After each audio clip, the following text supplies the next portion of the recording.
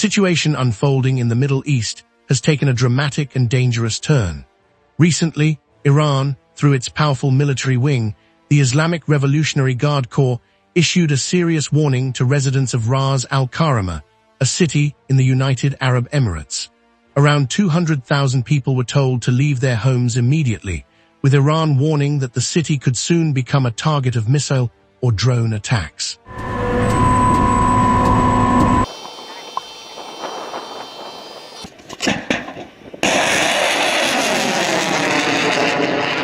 This kind of warning is extremely rare and signals that the situation has moved beyond political tension into a full-scale military conflict. But this raises a critical question. Why is Iran attacking the UAE alongside its longtime adversaries like Israel and the United States? To understand this, we need to look at the broader conflict that has been developing in the region. Iran has been under increasing military pressure from both the United States and Israel. These two countries have carried out strikes targeting Iranian military facilities, nuclear-related infrastructure, and strategic economic assets. In response, Iran has launched missiles and drones not only at the UAE, but also at Israeli cities and US and allied military bases, showing that this is part of a multi-front war, not isolated threats. From Iran's perspective, the UAE is not a neutral country. Iran believes that parts of the UAE are tied into operations against it, including hosting foreign military presence, intelligence cooperation, and logistical support used in attacks on Iranian territory. Because of this, Iran views the UAE as part of the network of states aligned with its opponents, making it a legitimate strategic target in its campaign.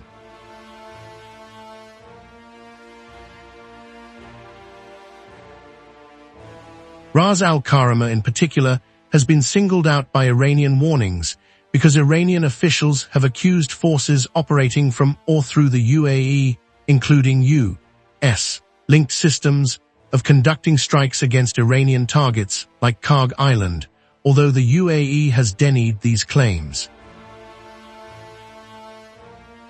By naming Ras Al Khaimah and urging residents to evacuate, Iran is signaling that it sees certain areas of the UAE as linked to military operations against it and therefore subject to retaliation. This has put pressure on the UAE to harden defenses, reposition civilians, and reconsider its security posture.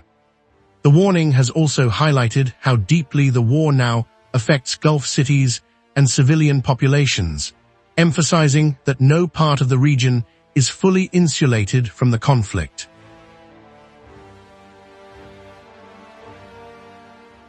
Another important factor is geography and long-standing territorial disputes.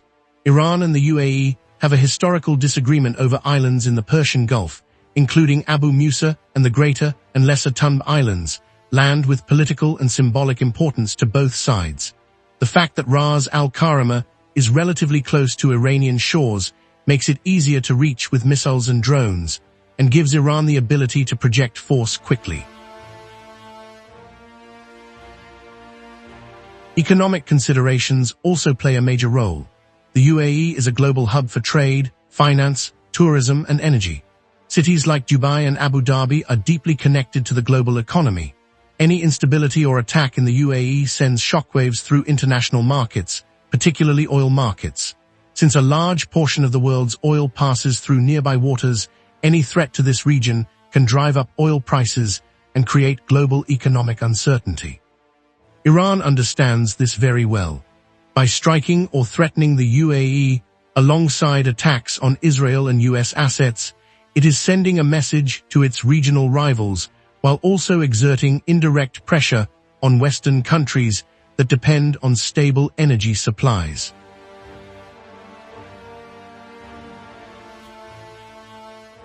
Another key point is proximity. The UAE is geographically very close to Iran, making it easier to reach with missiles and drones. This allows Iran to demonstrate its military capabilities quickly and effectively. It also sends a clear signal to all Gulf countries. If you are seen as cooperating with Iran's enemies, you could become the next target. This creates fear and forces these countries to reconsider their alliances and strategic decisions. At the same time, Iran's approach demonstrates calculated escalation. Instead of limiting its actions to warnings or small strikes, it is engaging in coordinated attacks across multiple fronts, including Israel, the UAE, and US military positions.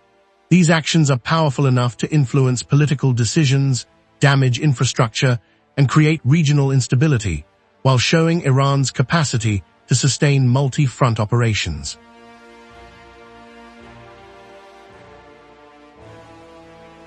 The global implications of this situation are significant. The ongoing conflict is already affecting international trade routes, driving oil prices higher and creating uncertainty in global markets. The Strait of Hormuz, in particular, is a major concern. Any disruption there could affect nearly 20% of the world's oil supply. This means that what is happening between Iran, the UAE, Israel, and the United States is not just a regional issue. It has the potential to impact the entire global economy. In conclusion, Iran's focus on the UAE, Israel, and US regional assets is not random. It is a calculated military strategy based on geography, economics, and power projection. The UAE represents a nearby influential target that is part of the network of Iran's larger enemies.